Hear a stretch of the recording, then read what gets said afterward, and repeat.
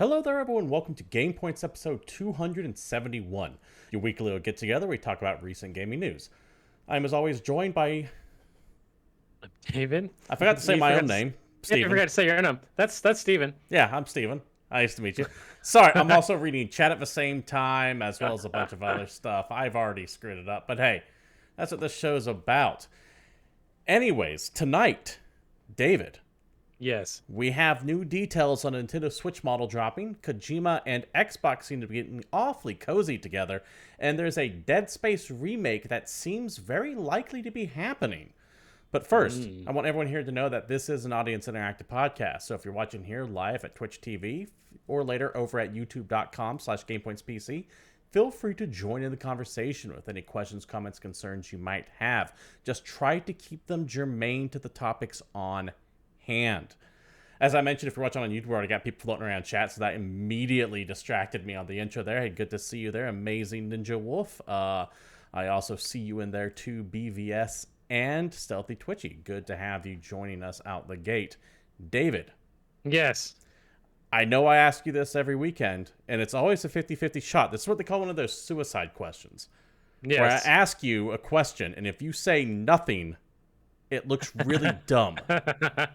So I'm dragging this out to give you time to make up something. If you haven't, What have you played this weekend? I played more Children of Morta. Okay, I'm still that's an wrapping up amazing that game, by the way. Amazing game. Really huge fan of it. And I actually reinstalled Warzone, of all things. Call of Duty Warzone? Yeah. They got a big old patch recently, didn't it? Or there's some Yeah, kind of just new to see season what the started? 80s map is all about. You know, the stadium's being built, and it's different, but it's the exact same video game, so, you know, it's fun. Okay. Odd. I was actually thinking about, not Call of Duty Warzone, but just Call of Duty in general over the past few days. I just realized it's July, and we still have yet to have an announcement on what the newest Call of Duty is going to be like. And that is, am I wrong in thinking that they normally have this announced 2 or 3 months earlier than now? It's entirely possible. We know that the next game is going to be Sledgehammer. We know it's going to be a Call of Duty game. It's probably going to come out in November. Probably, but I'm just used to...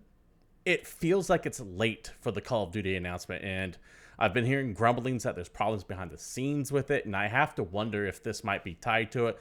There's also a rumor going on that the Call of Duty reveal is supposed to be related to a PlayStation event of some kind, which is that ties back into the whole PlayStation experience thing where they're supposed to do a big reveal of stuff, and people are thinking maybe since that game is having problems, the entire PlayStation thing got delayed to give Activision a break, which in turn is why the Blue Box shit got delayed.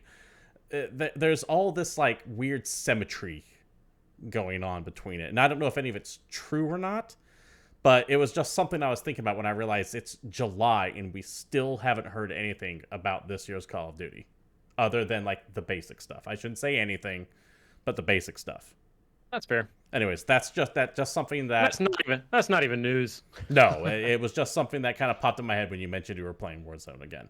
So, Cool. anyways, Let's enough... talk about the big thing. Yeah, enough problem with that. Earlier today, Nintendo did finally announce a newer model Switch, and it's nowhere near what people were expecting. Or what anybody wanted. Yeah, and some people were kind of upset, but I think you probably share my sentiment when we both kind of looked at this and went, okay. It's not for me. I have zero reason to buy this thing. But as we've already established, the 4K version of this was not for us as well. Arguably, if there was one that ran games better, then that might have been for me. Right. Anyways, enough. Go ahead. No, I was going to say that's the thing that would make me interested. But anyway, we can just talk about what this is. The Nintendo Switch OLED model, and that is its official name. Because Nintendo is so good at naming things. You know, I was going to give them shit on this. I noticed that you were giving them a little bit of shit on this earlier in a Discord group. But at the end of the day, I kind of appreciate that you just call it what it is. Yeah, because it's not version 2. It's not the Nintendo Switch Pro. It's not the new Nintendo Switch. It's literally the Nintendo Switch OLED model. Yeah, and it's not something like Series S or X, which I can never remember. It's nice and it's simple. As long as they properly label it on the packaging, I'm fine with it. Yeah, agreed. So, what is this OLED model you might be hearing about? Well, it's actually not all that different from the Switch itself. From their own description, the new system features a 7-inch OLED screen, which is awesome, by the way. The OLED screen, I love me an OLED screen. It is what the FIDA originally launched with, I believe. Yeah, in 2012. Yeah, in 2012, yes. I knew you were going to make that comment on here about how the PlayStation already did this like 8 years earlier. I knew that was going to be on there. It does have a wider adjustable stand backing, which is kind of cool rather than that little skinny piece of plastic. It like full back unfolds, which I feel like would have been great if it came with that to begin with, because that little tiny flimsy piece is going to break one day on me. I know it's going to be. A dock with a wired LAN port for some reason. I don't know why that's there. That should have been there in the first place. Yeah, that's one of those things I look at and go, if you didn't add it to begin with, why are you adding it now? 64 gigabytes of internal storage and enhanced audio. And with absolutely no specifications or details on what that actually entails. Besides the fact that it's got enhanced audio, we know nothing. Does it have bigger drivers? Does it have different drivers? Does it have literally anything besides something that goes slightly louder? Like, who knows? It is important to note that Nintendo was very clear on this. They openly said that it does not have a new CPU. There is not more RAM compared to previous Nintendo Switch models. It is completely identical to the old Switch from a hardware standpoint. Yes. The difference is that the screen is, what, 0.6 inches larger? Because I think the base model is a 6.2 or 6.4 or something like that. 6 point something, yes. Yeah, and now it's 7. So more or less, the screen goes all the way to the edge of the Switch, the main part. It doesn't have as large of a bezel as it used to. The storage space, yes, did increase from 32 gigs to 64, but at this point, really, if you wanted more storage space, you probably already bought a micro SD card for, $20 when they're on sale and doubled it anyway. Now, let me ask you this, David. It's supposed to go on sale October 8th for $350. Yes. The OG Switch is $299 still. Yes. Is what they're adding to it, in your opinion, if you were to buy... I know you already have a Switch. I have a Switch. Let's take that out there. If you were going to buy a Switch blind... Yeah, I'd buy the new one. Okay, that $50 extra would be worth it for the bigger OLED screen. I would like the bigger screen, and I also like the wired LAN port, because that would save me having to buy a wired LAN adapter. Okay. There's already wireless internet in this thing, though, right? Yeah, like you can already connect wireless. Wireless internet is not as good as wired internet. You're absolutely right. That is not even a conversation or a question. It just is. I was just curious. And that would be enough for me. If Okay. I was making the decision now, that would be my deciding factor. It's got a little bit more storage space. It's got a brighter, better screen, and it comes with a LAN port, so I don't have to buy one. But I already have a Switch, and you can buy this dock on its own. All right, I'm going to turn to chat real quick because it did kind of blow up a little bit here. I want to answer some new things. Some questions are popping up, or at least read some comments. Stuffy Twitchy says, if it had a built-in Bluetooth 5.0, video file transfer playback, Netflix, and Xbox Game Pass clients, I'd be interested. As it stands, I'll pass. They bring up something that I wanted to mention all this, by the way. There was a bunch of Nintendo Switch rumor. Like, we knew that there was a new model of Switch coming out this year. Yep. But the rumor machine went wild with it, and we both kind of addressed those rumors as well. We were kind of thinking that this was coming too. It doesn't help that when you have places like Bloomberg reporting on it, you go, oh yeah, this must be a clear deal. So they did kind of eat a little bit of crow on this, unless there's another Switch coming out later this year. I don't think there is. So, that all this being said, there's the entire possibility that there's another Switch. There's also the idea that this Switch, this OLED Switch, was supposed to be a new or a pro version of the Switch, but due to the fact that there's a huge silicon shortage, it was just not feasible to make an upgraded Switch right now. But there are things that I'm kind of shocked didn't happen. Like, there have been these, admittedly just rumors, but they're rumors coming from sources that tend to be right on this about a Microsoft Nintendo gathering of some sort. Additionally, Microsoft themselves have been teasing this Nintendo collaboration for months now. For example, whenever Phil Spencer... Master Chief's going to be in Smash Brothers. Whenever Phil Spencer does his little talks, his shelf, and he's openly said, yes, my shelf is meant to be full of hints, keeps having Nintendo shit in it. So... I'm surprised we haven't heard anything about that. And furthermore, this little announcement of the OLED model seemed to kind of just come with no fanfare. Usually Nintendo at least gives you 24 hours to go, hey, we have a direct coming, tune in at this time. They just kind of dropped this news today they just went, hey, this is coming. Which is interesting because the thing's dropping on the same day as the new Metroid game, Dread. And Yeah, I feel like those is. announcements would have been together, right? They could have been, check it out, here's the new OLED Switch, and yes, And it you doesn't can, have a lot of the features that you want, but it also, you can play the new Metroid. yeah, or and vice that could have versa. been- Show the Metroid trailer, and then you can play this Metroid in crisp, clear clarity on the OLED screen coming out. Whatever Crisp, it is. clear 720p on a nice 7-inch OLED. Hey, 720p on a 7-inch screen looks amazing. Yeah, dude. I still think the Vita looks great. We don't need to have that argument. I was more taken aback, but like we've established long ago, even if all the rumors turned out true about the 4K Switch and it was coming with all this great stuff, that really didn't appeal to either one of us. Correct. I'm still taken aback with how bare bones this upgrade is compared to what we were hearing on the internet from normally reliable sources when it comes to rumors. Yeah, but if you're Nintendo and you're spending, $14 in hardware to make this Switch slightly better and you're getting an extra $30 in profit, then why not? Yeah, exactly. Additionally, you're going to have people buy another one. Yeah, some people will buy another one. It could be the time when families that have one Switch and have extra kids, like, oh, okay, fine, we'll get another Switch, or, who knows? And I'm sure there's still plenty of holdouts that have never gotten a Switch, and maybe they want this one.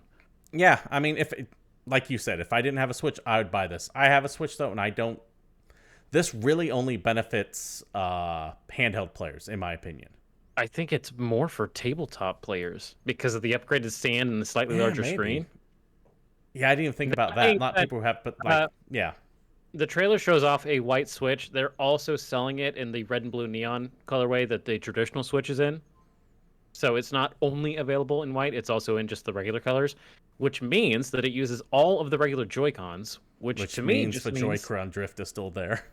Absolutely. They did nothing to fix Joy-Con drift because this is launching with the exact same Joy-Cons that the other systems come with. Oh, man. At least it's not the all-inclusive handheld one where you can't actually take the Joy-Con out. The Switch Lite or whatever it is. Mm-hmm. I want to make clear, by the way, I'm not upset at this at all. This for $50, this seems reasonable to me, as far as an upgrade goes. Internal expanded memory, a better screen, a little bit bigger. Yeah, that's a $50 upgrade in my mind. Mm-hmm. I'm just shocked at how it stacks compared to what all the rumors of this was going to be. Anyways, let us know what your guys thought about Nintendo Switch OLED model down below or here in chat. We got a bunch of people mentioning about stuff like this. The general vibe, by the way, seems to be, Right. Also, I'm with you, Stealthy Twitchy. Maybe Gavin will bless us with Steam Pal news. Although I wouldn't hold your breath. Yeah, Steam will arrive when it's ready to arrive, and that's what Gabe Newell does. He just goes, okay, here it is now. Mm-hmm. If he doesn't cancel and stop all support with it suddenly with no real explanation because he didn't like the initial sales on it. David? Yes. Let's wrap this topic up and move on to the next one here. Would you like to read it, or are you just done with speculation about this man?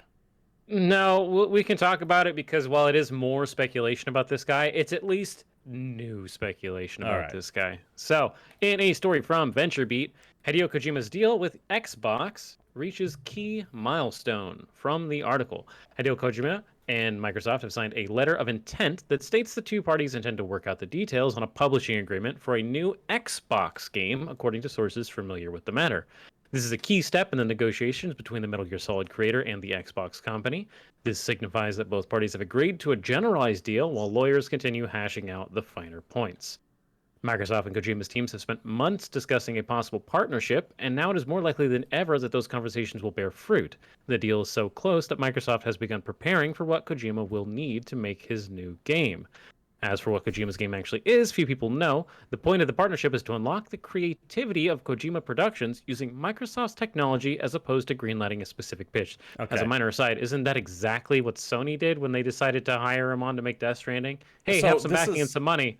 This is even more bare bones than that, because when he was shopping around, from what I understand, he actually had the idea for Death Stranding flown in here, From what this sounds like, this just sounds like an agreement to go, yeah, I want to use your cloud tech.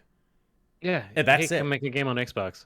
That's all there is. We have no, the people in the know don't even know what the hell he's making. They're just trying. Yep. You know what this feels like? Microsoft just kind of wants to have like something shiny to go, look, he's working with us and build up. Yeah, they want a Kojima game because why not? Also, this agreement is very unlikely to prohibit Kojima from actually working with other companies. So don't think that Microsoft is taking any kind of Kojima exclusivity away from Sony or that Sony even had it in the first place. This is just, hey, guess what? Kojima Productions might be making games for more than just one system, and that's a great idea.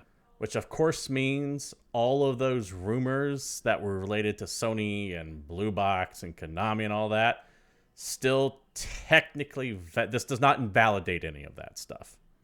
I don't think this does. I think the next article helps with that. Well, I've got some additional details on this next article here that are not actually written in the article itself. But since we're leading into it, let's go ahead and move on to it. Konami announced a strategic partnership of Konami Digital Entertainment and Bloober Team. Now, hey, Bloober Team, you like those guys? I do like Bloober Team. Bloober Team gets a lot of, I think, irrational hate because people keep looking at Bloober Team as something that they're not. Bloober Team is, at the end of a day, a walking sim studio. Yes, that 100%. focuses specifically on horror games. That is what they make. People keep trying to make Bloober Team into something else than they actually are, and that's twofold. One, the marketing for the Medium didn't help, because at the end of the day, Medium was just a fancier looking walking sim still, because there was not really all that much to it. Incredibly droll, in my opinion. Yes, but when compared to their other games, if you went into it knowing Bloober Team's history, you're going to go, okay, this is just like all their other stuff. And that's kind of how I ended up going into it. I will admit I was slightly disappointed that was not more survival horrorness to the Medium. But as a just Bloober Team game, I got kind of what I was expecting.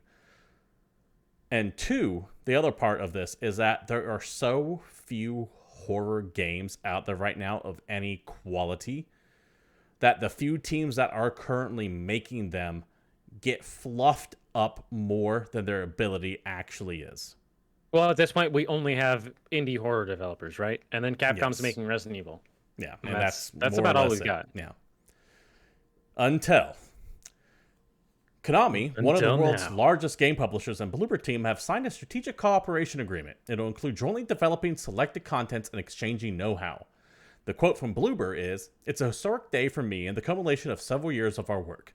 The fact that, me being the head of Bloober, the fact that such a renowned company as Konami has decided to strategically cooperate with the Bloober Team means we're also joined the world's leaders in gaming, okay, and became an equal partner for the leading players in this market."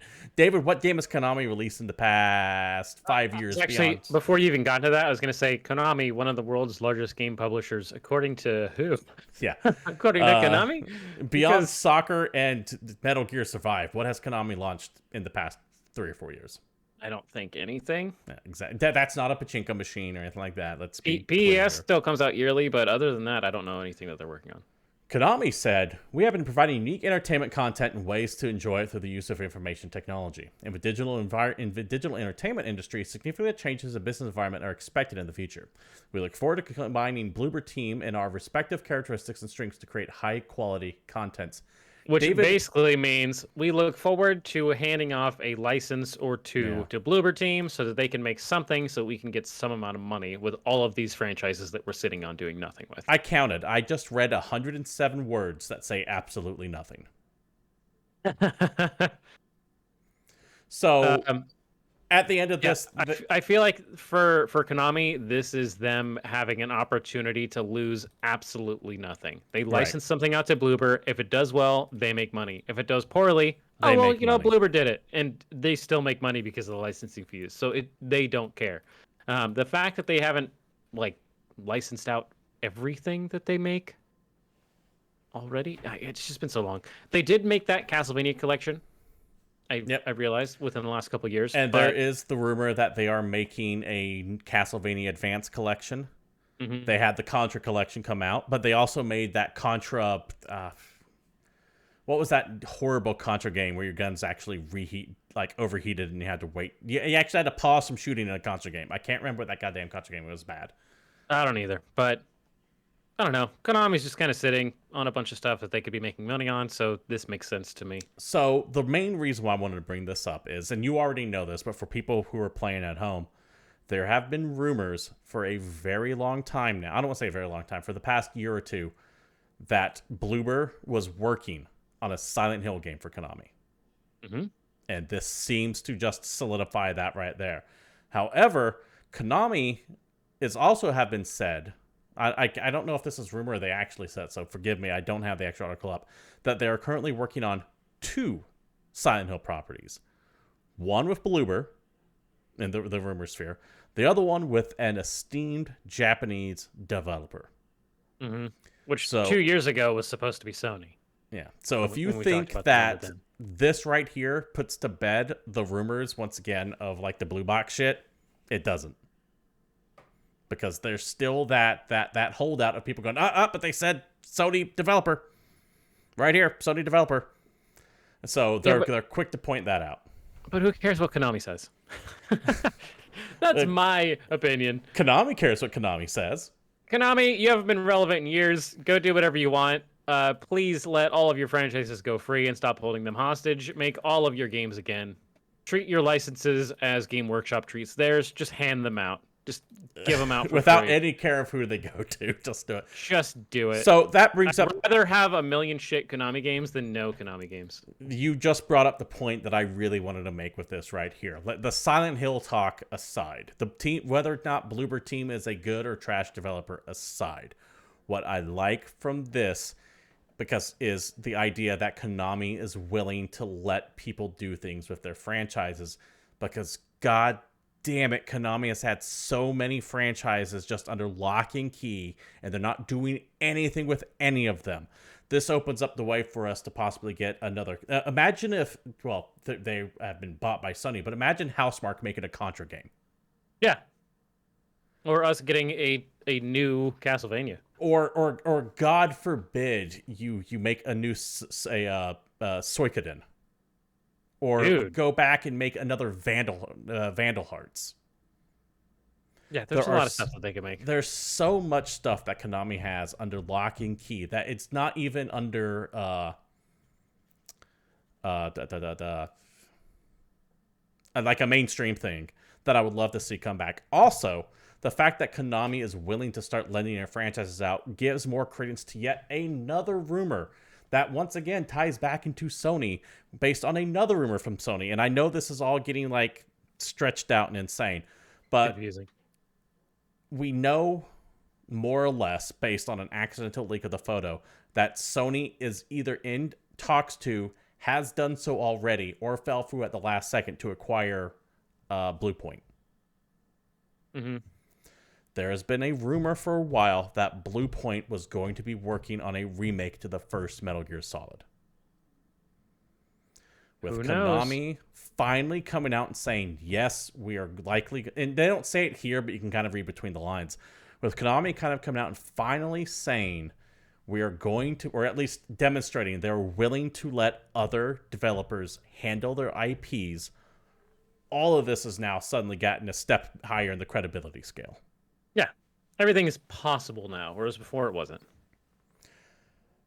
Speaking of things that I thought were impossible, but seems very likely to be possible, let's go ahead and move on to this next story here, which ties in both to remakes and the lack of horror games and things that I have said was going to happen for years, knowing also it was no way in hell it was going to happen. It finally seems to be coming together. Now, we mentioned this slightly last week, but we're going to get a little bit deeper onto this. Via VentureBeat, a Dead Space remake is in the works at Motive. Now, David, last week we heard rumors that a Dead Space game was coming from Motive, but the details were still limited in scope. But, correct. According to this article from VentureBeat, we might be getting a full-on remake. And that not really a remaster, not remake. An HD re-release, a remake. To the article itself. For its Dead Space game, Motive is taking notes from Capcom's recent Resident Evil remake. Like Resident Evil 2 Remake, expect the new Dead Space to use the original game as a strong foundation, but it should also have modern visuals, and it will likely bring in new gameplay mechanics inspired by the other entries in the franchise. And speaking of Capcom, it's likely a major reason why the new Dead Space is happening. While EA has let its horror franchise wither, the Resident Evil series is larger than ever, and Capcom has provided an easy blueprint for EA to follow.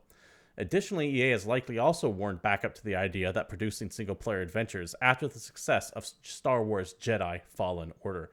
David? Do it. Bring it. Sell it right now. Let's go. This is the way it needs to happen, by the way. Yeah. Because you can't... to keep stomping on necromorphs in the hallway, because I know they're going to get up as soon as I pick that thing up from the end of the hallway. I don't need a 4K remaster of the original Dead Space, unless it released alongside this. I want to be clear with that. But if you're going to revive the franchise, I don't need just like a 4K remaster like Mass Effect Legendary Edition or anything like that. Furthermore, it's going to be nigh impossible to go to Dead Space 4, and especially with how the 3's DLC ended. But that aside, just given the long gap between entries, it's not going to work. The only way... Reboot it. Start it over. Yeah, the only way going back to it would to be give it the Resident Evil treatment. And I love this idea because I'm going to be that asshole that says he wants a remake or a reboot of the franchise, but I don't want it to deviate too far from how it was. I still want Isaac Clarke to be the main character. I like him a lot. I like the Ishimura. I'd love to be able to go back to Ishimura. Stuffy Twitchy in chat brings up a good point. Remakes also restart the copyright ownership countdown clock. This is why you see... most famously, as far as this show is concerned, that's why you saw that Doom movie shit out directed DVD like 2 weeks before the copyright or the license on that expired, so they can kind of extend it a little bit longer. And you had that's why you keep seeing some kind of X-Men franchise from Fox every 3 years. It's why you had it itself come out and say we have nothing to do with this movie. They literally threw that director under the bus for that. Well, not literally, but you know what I mean. What's your stance on this? I don't think you were a Dead Space guy to begin with. I played Dead Space. I thought Dead Space was a great video game. Okay. And then I thought that they steadily decreased in quality. Now, okay, so you think Dead Space 2 is worse than Dead Space 1? Yes. Okay. There's a little bit of a...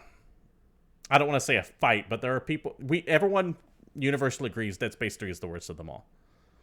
But you can get into a debate on which one was better, Dead Space 1 or Dead Space 2, and it's kind of like the Aliens debate.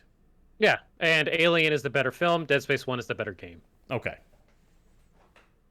The one that introduced the world is better than the one that retread that world, in my opinion. Okay. I personally think the second one is better of the two, but it's also not an argument I'm willing to die on because I love them both so much. It's so subjective, and it doesn't actually matter because we like those games. Yeah. This isn't like... Yeah, you did say something fucking egregious to me, like Dead Space 3 is clearly the best one, or Alien Resurrection is the best of the 4 movies, or something like that. Did you see what I'm saying? Ridiculous. It's obviously Prometheus.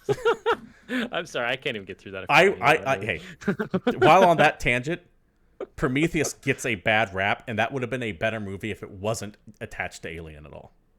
Yeah, I'm with that, but I don't want to talk about it. Instead, I want to talk about BioWare. Okay. So we're going to talk about it. And in a tweet from BioWare, Mass Effect 4 and Dragon Age 4 will not be shown at EA Play Live in July. From their Twitter. We're hard at work creating the next Dragon Age and Mass Effect games and have some exciting stuff coming to Star Wars The Old Republic this year. I can't read SWOTOR correctly. BioWare tweeted on Thursday, "Well, we won't be showing anything at EA Play Live. Be sure to check out our SWOTOR's live stream at 12 p.m. Pacific Standard Time for info on what's to come." Earlier in the day, let's go ahead and pause right there real quick because yes, the second half is somewhat related, but not really. Dragon Age 4 has been in development for years now at this point. Yes, and if it comes out as a bad game, then we've talked about the fact that BioWare might not be long for this world. Yes. I am glad that BioWare has just shut up about Mass Effect 4 and Dragon Age 4. I get the distinct feeling we're not going to hear anything about either one of those two games up until the year they're actually going to get launched. I just hope EA let them use Unreal. And stop trying to force the Frostbite engine down. No way. that EA is going to hold them to that Frostbite engine one way or another. Now, the good news is hopefully Remember when they had a good single player video game come out and people loved it and it played really well and it was called Star Wars Jedi Fallen Order and Respawn made it and it was specifically not in the Frostbite engine? Because I do. Yeah, because that's Respawn. Respawn gets to make that call. Respawn's got a big enough dick to go to EA and go, no. BioWare does not have that anymore. Especially given the fact that they are, I mean, I don't want to go retread old history on the old games, but BioWare has had 2 flops back to back that are extremely costly. BioWare games are not cheap. Fair. And they were in development a long time. Dragon Age 4 is a wreck. Or was a wreck. Let me clarify here. That is why you're not seeing it. Because this is a game that I would not be surprised if as early as, say, 9 months ago would have just been completely rebooted from the ground up because of the havoc that has happened at the BioWare studio since the fallout of Anthem. To recap, since Anthem, they have tried to reboot that game and then completely left on it. They're like, okay, all that work you guys did to try to reboot Anthem, all wasted. They have had multiple stress vacations that have led to people just leaving the company. They have multiple key people leaving the franchise, including the guy who was essentially the lore Bible guy to Dragon Age. He has pieced out. There have been multiple rumors and scuttlebutt that this game has been rebooted now twice. Because originally it was supposed to be a live service style game. And then that got whacked, and they tried to remold that a little bit into a different style of live service game. And now from what I heard, that has been whacked, and this is going full single player because of what you said earlier, Jedi Fallen Order. Yeah. And now they are trying... It's possible to make a single player video game that doesn't have loot boxes and service features. EA needs BioWare to be one of its Oscar studios. It needs BioWare to be like its version of Naughty Dog, where they produce these grandiose, overproduced experiences that they might not make much money back on, but they need to have the street cred for it. Like, for example, The Last of Us 2 or Red Dead Redemption. These are games that are extremely overproduced and exist for one thing. So the publisher that owns them can point to that and go, this is what we can do. Give us money for our other games. That's what BioWare needs to be for EA. As such, I am very concerned about Dragon Age 4, as I have gone off multiple times on. Not so much because rebooting doesn't add years to it, because it does, but because they announced it so long ago, and it has been so long since we've really heard anything about this goddamn game. I don't know. I mean, what more can I actually say about it now that I'm starting to realize... I think you've said everything about it. Yeah. I'm starting to realize I'm saying the same refrain specifically on Dragon Age 4 over and over and over again for BioWare because it just never changes for these guys. And I get it's a tightrope because you don't want them to give you shit and then go, oh yeah, this game's not coming out to 2024. But conversely, you have to look at it and go, how long has been this development for? What else is BioWare actually working on? Because remember, they have multiple different teams. We're talking about the core BioWare team here. It's just... Well, I can tell you what else BioWare's working on if you really want to know. We'll get to that part in a second, though, because I do want to mention about the EA Play Live. Good on EA for doing the Sony thing, which we'll get to later, where they are telling you exactly what is going to be in the... or at least setting expectations. So that's the good thing about this tweet. They're coming out straight up and saying, hey, don't expect these games at EA Play Live. Good on them. Set expectations. EA Play Live, however, is going to be about 40 minutes long in the follow-up stuff to the story here. And it's going to mainly include Battlefield 2042, Lost in Random, and a couple other games. Thank you for at least setting the expectations accordingly. The problem with the BioWare stuff is they've already rung that bell. So you're not going to be crammed those expectations back in that bottle. Okay. At least they didn't announce the game 8, 10, 12, 14 years before it's supposed to come out, or whenever the hell we're going to see another Elder Scrolls. Yeah. So I'm willing to bet we see another Dragon Age before we see another Elder Scrolls. I'm going to look up when that Elder Scrolls game was looked at as you go ahead and lead us off on the next story here. It was shown in 2018. 2018, thank you. I couldn't remember when it was actually announced. Yeah. Anyway, what BioWare is working on in a story from Game Informer, they revealed the new Star Wars Old Republic expansion with Legacy of the Sith. BioWare has revealed its newest expansion to Star Wars The Old Republic with Legacy of the Sith. The new expansion kicks off the game's 10-year anniversary and will give players a brand new story to enjoy, more endgame missions, character upgrades, and more. The narrative will center around Darth Malgus, a renegade Sith, and his secret plans. It's more Old Republic. Yeah. People play this game. A bunch of people like it. I've never even seen what it looks like. I couldn't even describe it to you. Important to note that the BioWare team behind the Old Republic is different than the rest of BioWare. It's specifically BioWare Austin, and they essentially have been handling the Old Republic game for going on 10 years now. We can go back to the old Anthem argument. The guys that have been working on the online game the whole time that were ignored by the main studio when they tried to make an online game and then it flopped. Yeah. Yes. I say what you will. I love me a story about hubris, and that's one of the better hubris stories I've seen in video gaming. For sure. I am shocked and somewhat pleased that the Old Republic is still going, because I remember when this game came out, it was like the most expensive MMO at the time ever launched. It was getting like mediocre reviews. The player base dropped off very quickly. They hung out 10 years. Yeah, it's a big deal. They hung out. They stuck with it. They went free to play with a free to play model on there, which I think a lot of stuff, which is a more sustainable thing. I'd say they're one of the big guys at this point, right? Because you got there aren't obviously WoW. You got Final Fantasy 14, Star Wars Old Republic, and it's like Guild Wars too. But the point is, there aren't Guild Wars 2, EVE Online. I don't know which one. There aren't many MMOs you can just rattle off the top of your head, whereas you used to be able to do that ad nauseum 5-6 years ago. Oh, and Elder Scrolls Online is still going. Right, but even then, I think the point stands where the MMO I'd field have trouble has getting to dropped a lot. 10. I think. If I thought long and hard enough, I could get to 10. But that is. It used to point. be really easy to get to 10. I guess is the argument. That's the point. I'm glad to see this game still going on. I'm glad to see it still has some life in it. They're doing a new expansion, which surprised the hell out of me. Has anyone in chat played Old Republic? Or I've played Old Republic when it first came out. I've got the somewhere. I've got like the big collector's box for it that came with like the Darth someone statue in it, and it came with all kinds of stuff. And I was like all in on the Old Republic when it first came out, and I played it and went, yeah, okay, that's cool. And then I ran into that problem that I always have with MMOs. Me specifically, not your problem. But me specifically is I get to the end game content, and then suddenly I have to go join a raid group with like 5, 10, 20 other people, and then I go, I don't want to play with other people. see, it's my problem with the MMO RPG part of those games is the MMO part.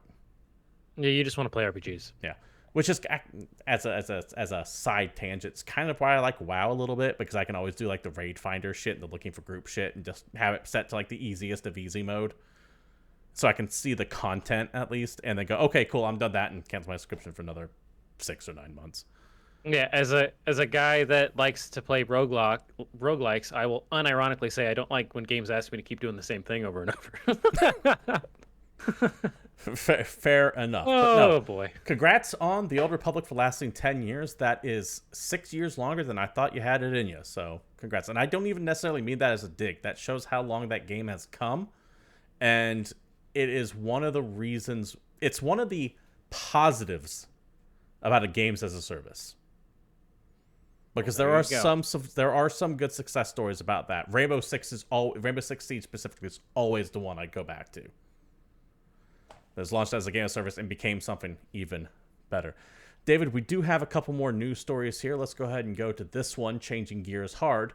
Rockstar co-founder Dan Houser has founded a new studio, and this is via Video Game I felt like we Chronicle. just talked about this guy leaving. He did just leave recently.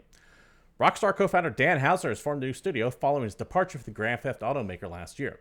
As spotted by users on the GTA forums and French publication Rockstar Mag, last week Houser registered a new UK company called Absurd Ventures in Games, which was officially incorporated on June 23rd. By the way, it is very in line with Houser's MO not to even announce this at all, because the Houser brothers specifically are notoriously like hard to get in public on anything. I think the Cool. last time anyone has like an actual video of him giving any kind of speech was from 2014.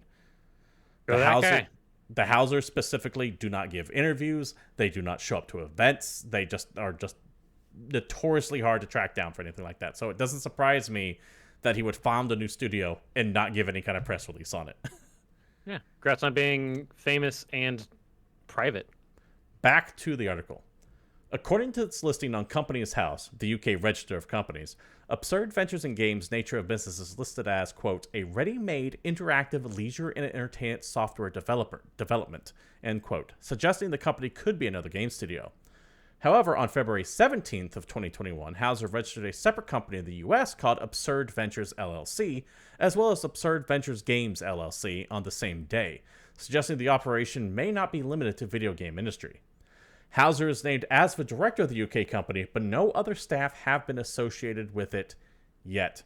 David, I am telling you right now, this is a guy who can get whoever he wants to work for him and can go up to any publisher if he even wants one and goes, give me infinite money.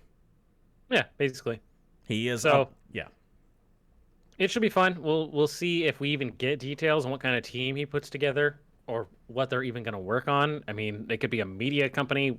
We don't know that they're going to work on a game first. We've got no idea, but we'll see, and we probably won't see for a little while. Yeah, this is not something we're going to hear anything from in any capacity for years. But this does fall into that overall arc that we keep talking about how named developers are just leaving and going off and doing their own shit. Yep, and making And small studios. I love it. Fun times. David, I'm going to let you take this story because I'm super curious what your stance on this is, and I'll take the last two as we finish up here. All right, let's talk about the announcement from Teon today. Was it today? Was it yesterday? I don't even know. I think it was RoboCop today. Rogue City What was has that? a You kind of cut out there for a second. RoboCop. The robot cop. I like RoboCop though.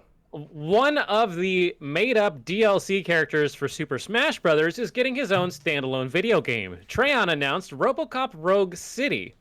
The studio behind 2019 first-person shooter Terminator Resistance is making another game in a sci-fi murder robot franchise. We really don't know anything about this game other We than know the setting. we by the know way. nothing. We have the title and we have a brief little teaser trailer of his gun coming out of his holster on his hip.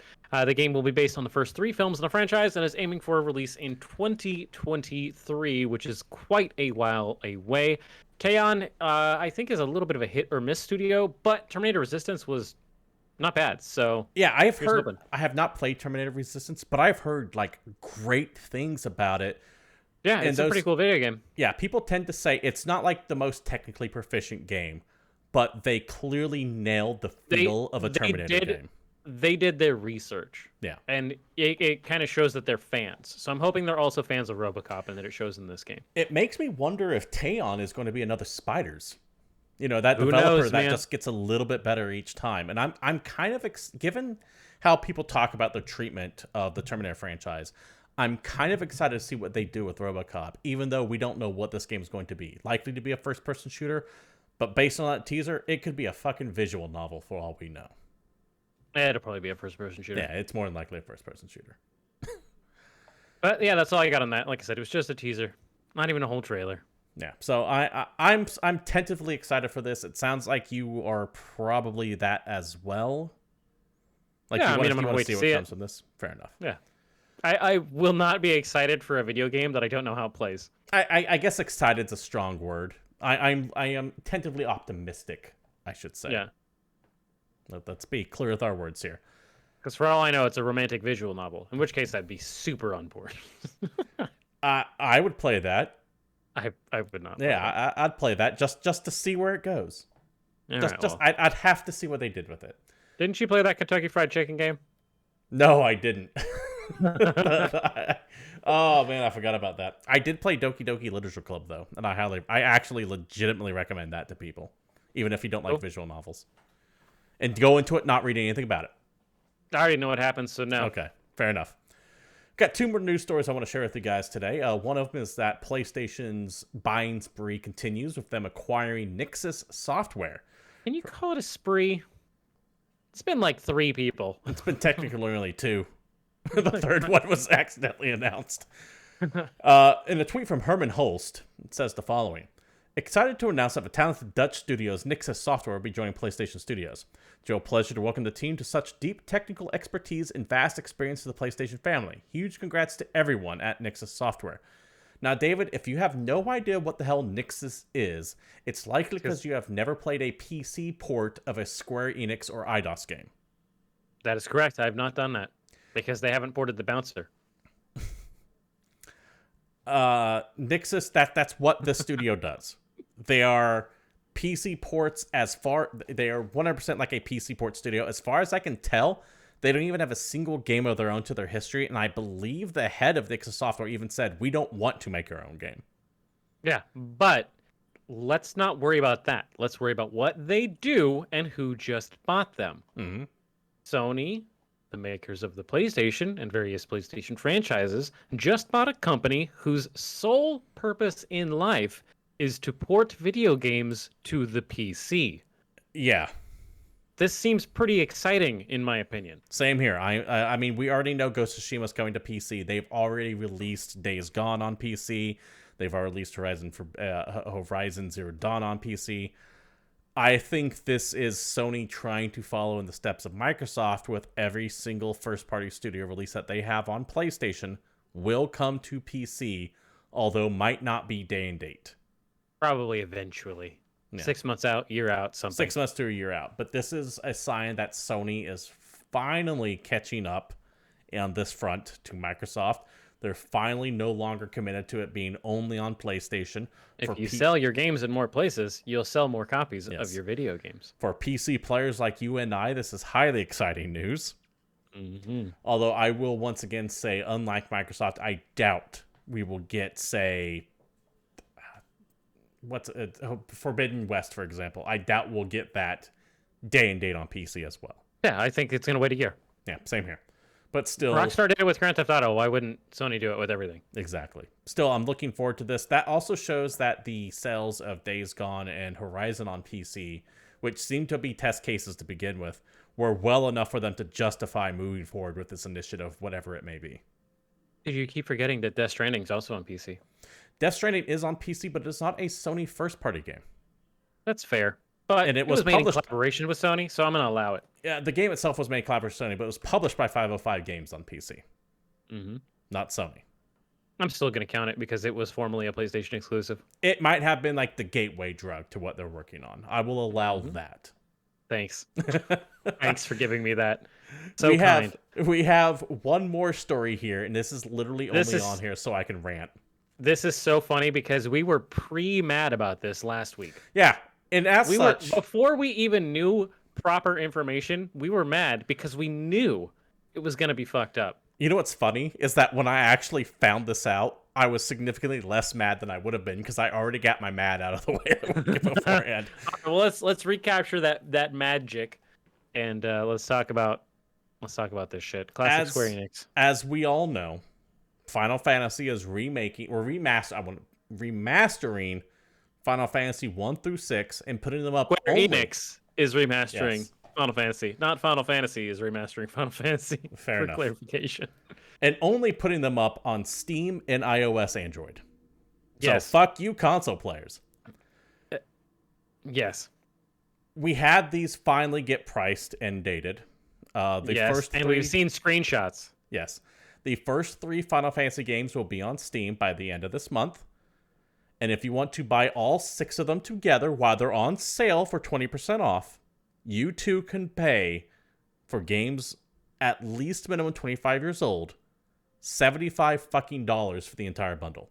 Or when they go off of sale, because it is only a limited sale, all 6 of the original Final Fantasy games remastered will be $100 goddamn dollars. Now, I think it's very important that we clarify that when we say remastered, we don't mean remastered. It's a quote unquote pixel perfect remaster, which it does look better than the super cheap iOS version that we got. Keeping in mind that the iOS Steam port version of Final Fantasy 5 and 6 have already been pulled off of Steam, so if you do want to play those games, your only fucking option is to buy this one. when it comes out, which is not coming out yet because they're going to release them in some weird order for some reason. And it just, Square, stop trying to re-release your own video games and seriously just hand it off to an outside studio that's competent. Yes. I'm sick of looking at your bullshit. Did you see the font Yes. on this shit? It's Oh, God. illegible. Yeah, it's bad. It's bad. It's just, Square, do me a favor. Look at your backlog. Go find the Final Fantasy 1, 2, and 4 remasters that you put on PSP. Treat all these games like those and release them. And then never talk to me again. For legal reasons, David, I cannot endorse the act of getting a ROM on this site and on this show. Yeah, well, luckily we're on a website. Yeah, well, on this show either. But let's just say that I would understand, and while not condone, heavily sympathize with someone who said, I just want to play the original Final Fantasy, and did so. Because Square Enix is trying really fucking hard to keep you from actually playing these games. I don't even think it's that. They're trying to keep you from enjoying these games. There's so many people that would want to play these games again, and not for $100. No joke, if this collection was $30, if all 6 games were $30, I would fucking buy it. Dude, we just watched several game companies release collections of older video games. There was 2 Mega Man collections. There's a Castlevania collection. There's a Contra collection. Those games are all like $25 or $30.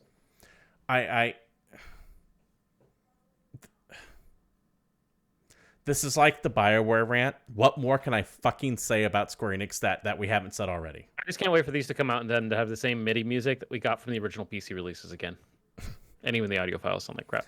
Yeah, that keep in mind, we still don't know how these are going to perform yet either. When I want to have like the modding community get into it and go, hey, look, this is the shit they stole from us and put it here, like that. Right? That's always my favorite. Yeah, so there you go. If you want to play 25-year-old plus games that were already on sale, they got yanked and are now getting remastered to their original Nintendo, Super Nintendo quality. It's going to be $100 when they go off of sale. Fuck that. David, we have one upcoming event to look forward to this week. There's going to be a state of play from Sony this Thursday. It is going to be focused on an extended look at Deathloop. Hey, look at that. Sony has announced another state of play, and they're going to talk about one specific thing. So if you go into this expecting something else, you're stupid. And once again, I mentioned it with EA. I'll mention it here, and I mention it every time. I love that this is now a trend. They're going, this is what is coming. It's Expect this. There might be 5... I still cannot wait to read the YouTube comments of, man, they didn't even show God of War. Yeah, fuck those people now. Now I get to just mock them even harder. Now you can always leave room for surprises. Sure, but be upfront with what you're presenting. I'm loving this more transparent thing when it comes to conferences because I think they all realize, shit, we're getting burned and burned hard from hype. Yep. To the actual blog post itself over at PlayStation Blog. This Thursday, we'll get a 9-minute look at Deathloop, as brought to you by Microsoft-owned Bethesda. Deathloop's time-twisted world as part of a new state of play. This show kicks off at 2 p.m. Pacific. In addition to this long look at Bethesda's violent adventure, we will have updates on some exciting indie and third-party titles. The full show clocks in at around 30 minutes. This showcase will not include updates on God of War, Horizon Forbidden West, or the next generation of PlayStation VR. Stay tuned throughout the summer, though, as we'll have more updates soon. There are 2 things I want to mention in this blog post that might not have been obvious. And you have to look at it a little bit deeper. 1, the Deathloop gameplay is only 9 minutes long. That leaves 21... and it's a 30-minute show. Yes. So there's 21 minutes of a bunch of other stuff they are going to show. Just not the big shit. They're very clear when they say indie and third-party titles. Great. Good. State of Play is... It feels like the Nintendo Direct led the way on this, and more companies and studios are getting very nice and tight with their presentations, and I love it. Where they just set you down and they go, trailer, 30-second interview, trailer, 30-second interlude of something else, trailer. I love it. I love how quick these have been. The other part that's a little bit more nebulous is this part back here, when they say that the showcase will not include blah, blah, blah, blah, blah. At the end, though, it says, stay tuned throughout the summer, though, as we'll have more updates soon. Okay. I think that means, if I'm reading into this, that before the end of August, we will probably have State of Plays on God of War, Forbidden West, and the PlayStation VR, the way they worded that. Yes, soon. Sure. Why not? Just the way they word that, that's what puts that in mind. I'm going to go with they're going to have more updates over the summer. It's God of War and Horizon feel... It's like such a weird... I don't know. It's not a reach, and I understand where you're coming from, but to me, it's just, man, that is speculation that I could care less about. Yeah, it is absolute speculation. Man. They're probably going to talk about their video games more. Well, no shit, Sherlock. The games haven't come out yet. Of course they're going to talk about them more. I think the thing that kind of just throws me off on this, though, is that they bothered to mention PlayStation VR. Because as much as I love... PlayStation VR because they have to show off a new headset at some point for that PS5. As much as I love PlayStation VR, though, it's still a niche product. And it's still the best-selling VR. Fair enough. But so, it's weird that they would just call that out specifically and then go, but we'll have more updates on it soon. It's like, why would you... Because anybody that bought that one VR headset might be wondering why they still have that VR headset. Yeah, it just seems odd to me. I'm not trying to read too deep into it. It's just something that I look at and go, weird. That being said, this 9 minutes of Deathloop is going to be their chance to actually win me over because I still don't give a shit about that video game. I was actually about to ask how you feel about Deathloop. We've talked about this a little bit, and at the very beginning, I was like, "Oh, this seems interesting." And as time's gone on, our opinions of that game have switched to where now you are interested, and I couldn't care less. That's true because I was turned off by the whole like multiplayer living world aspect of it. But as it has gone on, I've kind of seen more of it, and I'm like, okay, interesting. What was your stance on Arcane as a developer to begin with? They're fine. Okay, they're fine. They're fine. Okay. They are competent. I'm not looking for positive or negative. I'm just looking for what your opinion on it is. I don't have positive or negative. Is that because you haven't played anything they've done, or that you're just kind of like just so lukewarm, don't care about it? Yeah, there's nothing that Arcane's made that I've been like, oh my god. We've talked about it, I think, a few times on the show that I don't think Dishonored is as good as everybody thinks it is. You have mentioned that. That actually kind of surprised me. Prey's pretty cool. Okay. I played that Wolfenstein game that they did. Oh, which one did Arcane do? They did the Youngblood.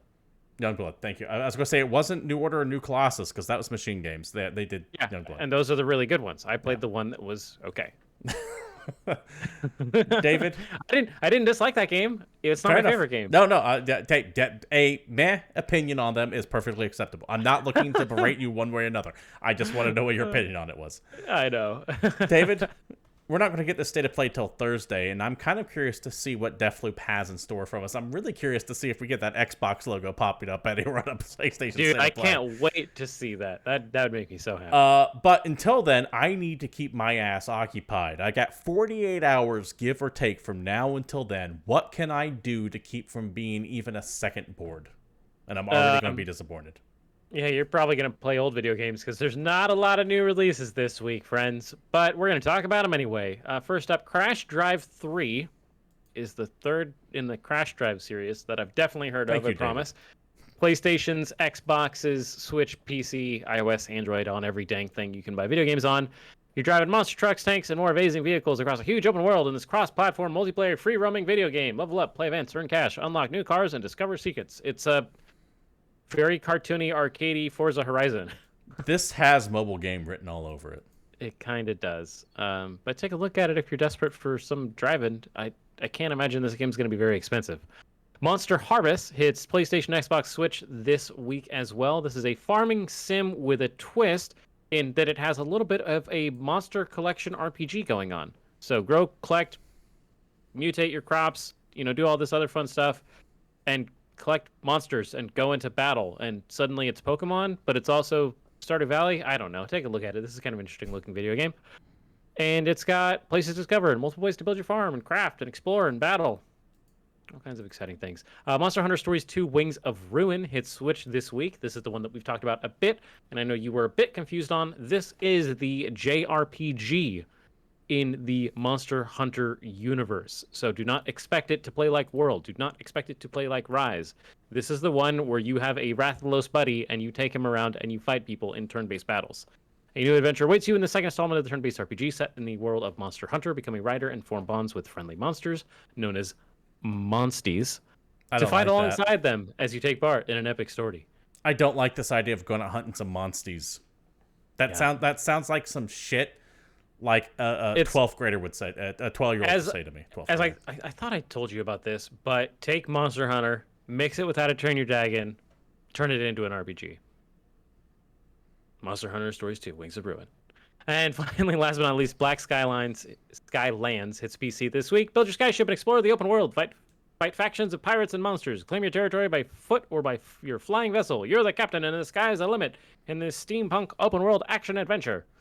If I didn't have a backlist like 100 games long, I might take a look at Black Skylands. Yeah, it looks kind of neat, actually. It's a sim sandbox. I don't know, kind of neat looking battle-y airship game. I don't know, it's tight. I think that just might be my Skies of Arcadia craving kind of tickling the back of my head, though. It does kind of give you that vibe, except for it's a 2D top-down game. It doesn't have the same like art style, but it has the same theme where you're like airships and pirates and shit. And I'm kind of like, man, can we get a new Skies? Yeah, where's game? our Skies of Arcadia 2? Or at the very least, put Skies of Arcadia Legends on like the Switch. Yeah, do something with it for the love of fucking Christ. Please give me. Come on, Sega. David. Yes. That does it for new releases, sadly, which means that's also the end of the show. It's such a short week. This has been GamePoints episode 271, and thank you all for showing up. We do broadcast the show live at Twitch TV every Tuesday at 8 p.m. Pacific Standard Time, so if you want to join the conversation, please do so. If you can't, however, join us live, you can also watch old shows over at youtube.com/GamePointsPC, or you can also join the Discord, link provided down below, to catch up with the greater GamePoints community.